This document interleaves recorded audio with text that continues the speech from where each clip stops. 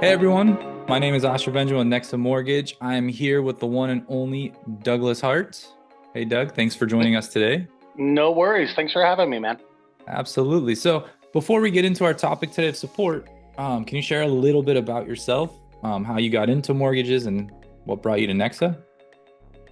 Yeah, sure. So unlike most people, I started young. This is my first career. Well, I was managing four tanning salons at the age of 23, and the concentration was really heavy on sales. And one of my clients that I had sold multiple times was like, "Man, I need to train you how to become a loan officer."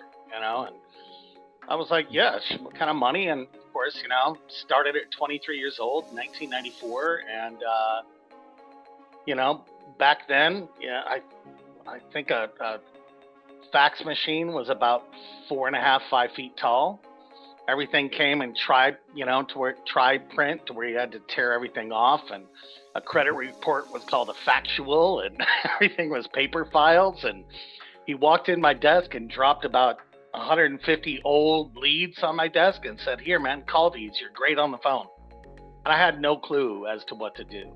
Mhm. Um, Obviously self-taught, over the first year or so calling leads. You get beat up a little bit, and then you graduate. And after about, I don't know, maybe 10, 15 years in the business, I started migrating a little towards management.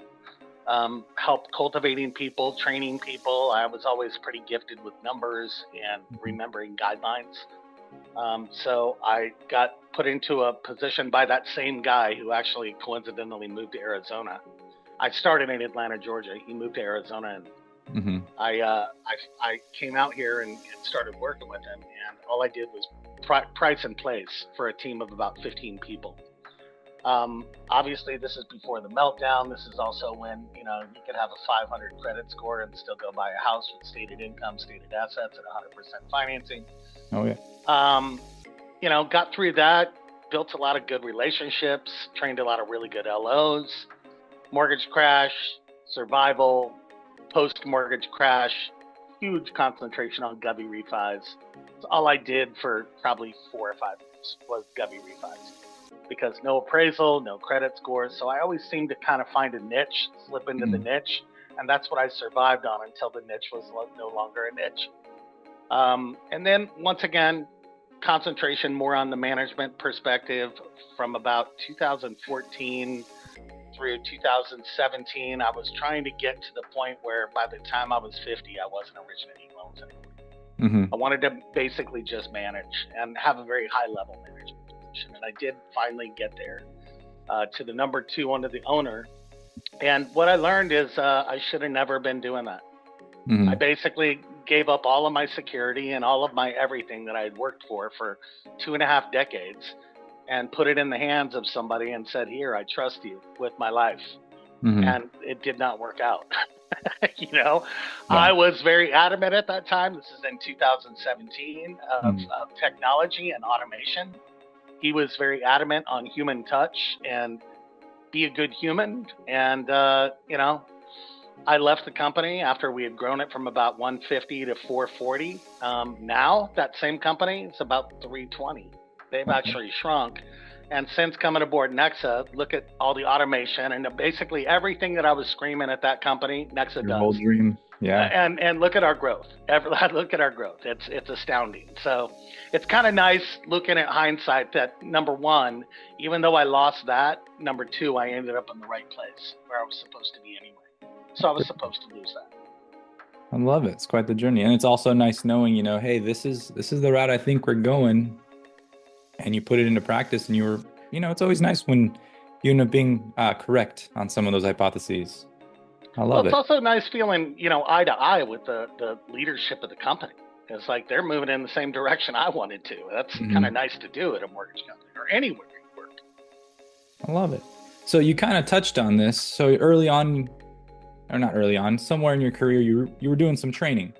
And one thing that, led to us meeting is we were both a part of the training program here at Nexa where, it doesn't matter if you just passed your test yesterday and now you're hired, you don't know what to do.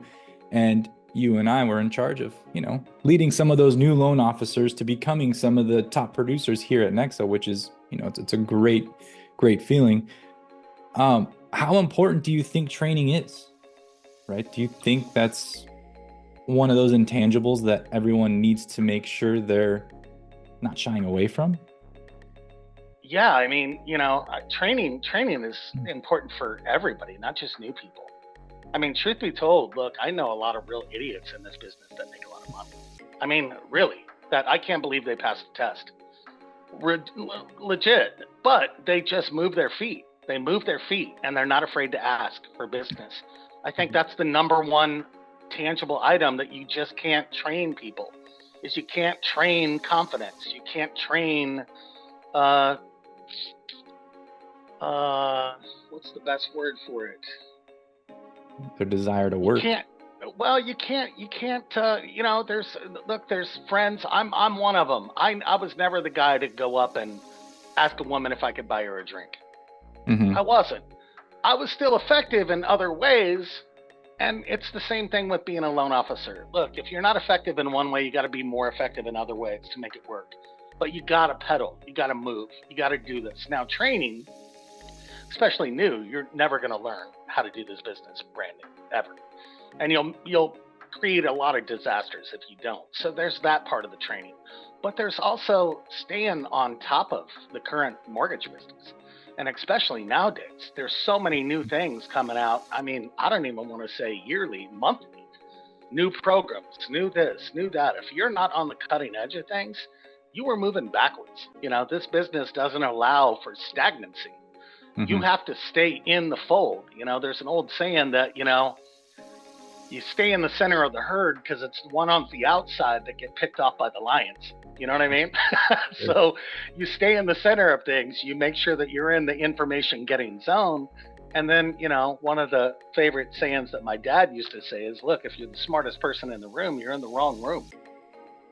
Surround yourself by people that know more than you, and you're consistently getting better. That's what I expect from me. So why wouldn't I expect that from everybody? And truth, if you want to come into this business and do well, don't think that you know it all, because that's when you pretty much lost right there.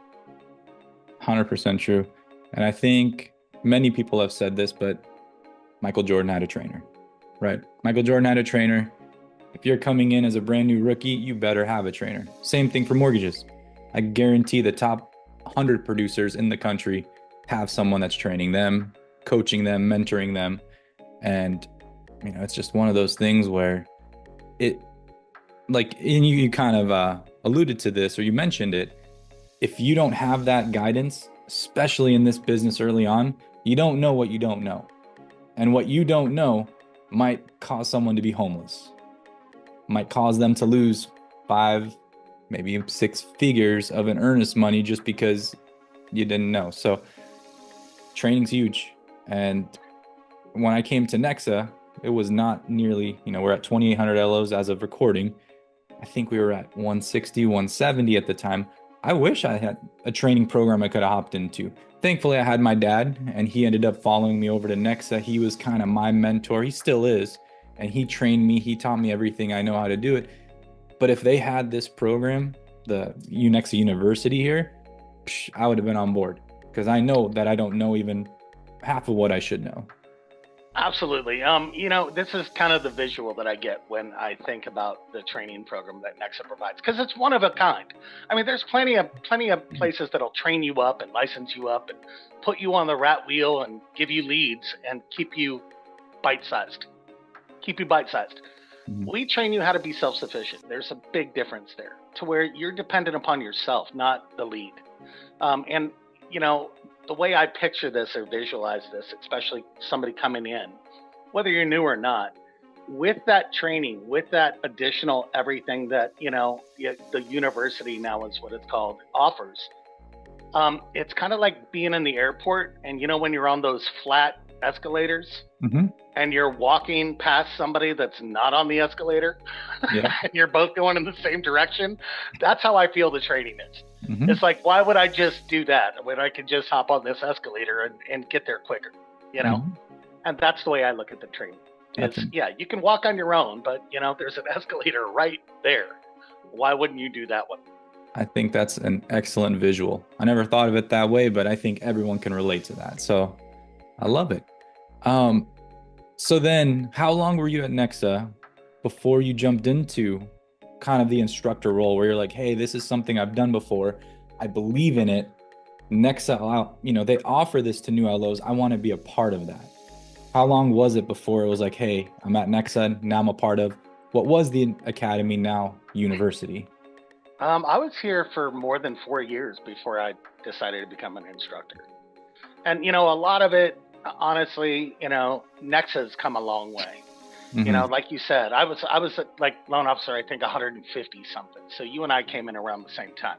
Yeah. And we didn't have a program like this. Now, in fairness, it was a lot easier to come aboard Nexa then. A whole Hmm. lot easier. Now, when you come aboard Nexa, it's a lot, man. It's a lot. The tech is a lot. The learning 260 plus lenders is a lot. Learning how to navigate them, learning how to navigate Nexa, because Nexa has so much that it's almost like one of those remotes that operates everything that you never know all the buttons. Yep. Wouldn't you like to know how all the buttons worked? Right. That's what it is.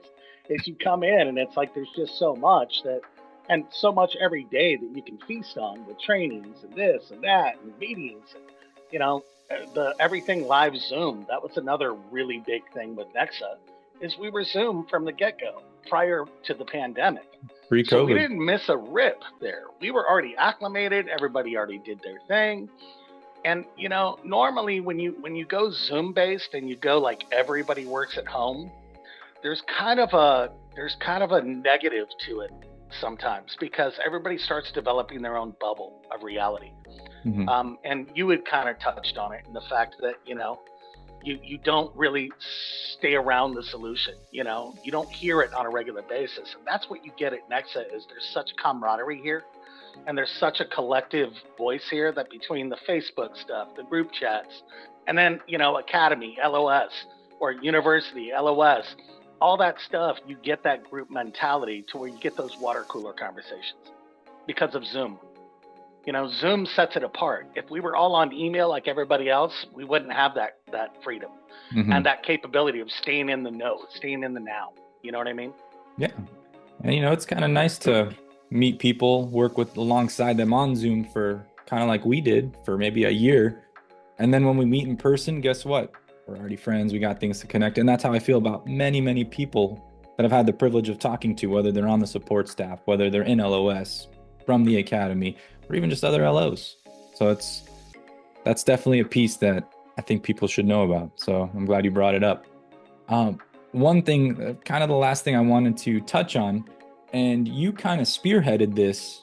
I want to say it's probably been close to a year now within the academy. Now, once again, we've made that transition, so I apologize if there's confusion. But now within the academy or university, we have a leg of it that is focused on realtors. And I know people are saying, well, would realtors join a mortgage company and get training as a loan officer? Well, there's a lot of reasons, and we're not going to necessarily go, I don't think, too far in depth with the lawsuit, the NAR lawsuit that happened. Um, but is there something you can touch on? Why did we want to kind of start that? Good question. So, December 2022, FHA comes out with the Mhm. mortgagee letter that says, hey, you can make dual compensation now as a real estate agent. Now, Fannie and Freddie typically always allowed it, but mortgage companies cut that off just for a risk factor, compliance factor, this, that, and the other. So as soon as FHA was cool with it, it kind of uncorked everything. Now, I think that there's two states, Utah and I think Louisiana, that don't allow dual compensation on the same deal. But outside of those states, it's allowed now. So I knew from being 30 plus years in the business, look, there's going to be a lot of realtors out there that are going to get their license now for multiple reasons. Number one, it's rare that realtors talk good about loan officers. It's very rare. Most of the time they're talking about a loan officer, it's in a negative connotation. And, that's because there's a lot of failed loan officers out there. Um, Number two, realtors typically don't know how hard this job is. They don't know all the moving parts. They don't know what's going on behind the curtains and the chaos that's happening that you're actually managing.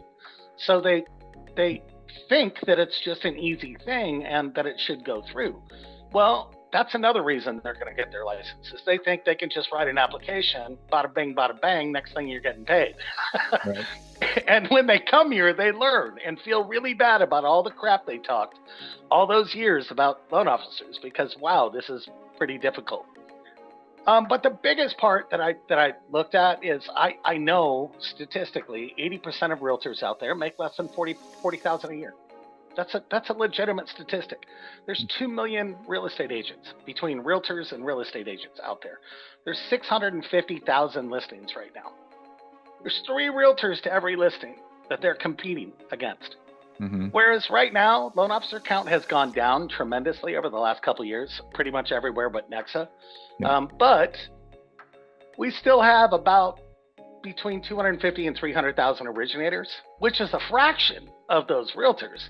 But we have like 85 million primary residences sitting on equity. So I looked at it as an opportunity for real estate agents, number one, to stay in the game. You know, I did a video recently on this being an infinite game. You know, there's a difference between finite games and infinite games. Infinite games don't have a winner and a loser. There's just somebody winning right now. And there are losers, and those are the people that drop out, that can't sustain. And how do you not sustain? You don't make money. So you cease to exist, and that's the way that you get out of the business. But as long as you're in it, you can make that mountaintop that you got in it for. You just got to stay in it. And the only way to stay in it is to sustain and make some money. So I looked at it as like, hey, look, if you're doing 2-3 deals a year as a real estate agent, you have time, unless it's a side hustle. You have time. Yep. Go get another 3 letters added to your realtor license and make them MLO. And let me show you how I can double or triple your income with that. And you know what we do in the dual program is we identify how to use one license to create more opportunities for the other license. Because you got to think, as a dual representative, you can give a seller a better deal and a buyer a better deal. Both of them get a better deal, and you actually make more money combined.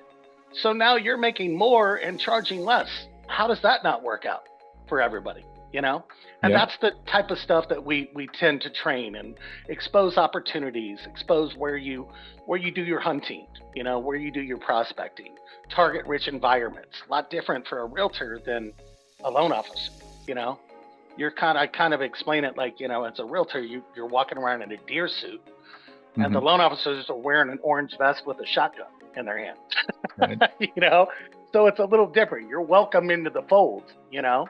But yeah, that's kind of the way I see all of that going down. And with the dual program, you know, the existence of it, very hard to get off the ground because we had to write a bunch of trainings and this and that and the other. But now that it's off the ground, very happy that we did it. And you know, every week we have probably 10 to 20 duly licensed people on our calls, our NEXA calls, NEXA University calls, all that. So it's a good time to have it. And then, of course, we have a reload program, too. The reload program is if you're already successful and you just want extra cheese on your macaroni, we can accommodate that, too. Yeah. So once again, it's not a one-size-fits-all program. It's how much do you want to get involved, how much do you want to pedal, and how much do you want to get paid. Yeah, it's true training, right? You're meeting them where they are. You're helping them get to where they get to. And, you know, teaching them to be self-sufficient and sustain, like you said, for the long haul. I love it. Well, thanks so much, Doug. I appreciate your time. Before we do wrap up, is there anything, you know, you gave us some good nuggets. Any other nuggets you want to throw out there to anyone potentially thinking about, oh, I'm a realtor, maybe I should get my license, or maybe new loan officers looking for a good training? Yeah, I mean, you know, the one last piece for realtors especially is, look, with this NAR stuff going on, there's a ton of uncertainty. You got 2 choices. You can sit around and wait and see what happens, or you can do something about it. And the way I look at that NAR thing is, if anything, the sellers and the listing agents are getting more control, which means that pie is getting smaller, Hmm. and that 80% is going to grow. So if you're part of that 80%, reach out to a loan officer, preferably with NEXA Mortgage. Have them invite you to one of the meetings. See what we do. If it doesn't fit your bill, then hey, you wasted, an hour of a Zoom call. I guarantee you it's nothing like anywhere you've ever seen. And then on top of that, NEXA on its own two legs, I've worked for a lot of places in 30 plus years. I've never worked somewhere as long as I've worked for NEXA. And Mm. that is not because I'm a loyal person. That is because NEXA consistently has gotten better since I've been here and paid me more since I've been here. And, this is a commission only job. I've never worked for a company where the owner tapped out and said, hey, you know what? I've had enough, Doug. You keep the rest this month. You've done so well. You keep it. That doesn't happen in this business. I Hmm. work for somebody that happens. That makes me feel really good about going to work every day. Is that I have somebody that's not a hungry hippo and they're riding my back. They're basically offering me a platform so I can thrive, not so they can thrive. I love it. And I share that same sentiment. So, it's no shock that we've become friends over the years. Well, thank you Absolutely. again. Do this again sometime. No Hope you have a doubt. great rest of your day and see you guys later. All right, man.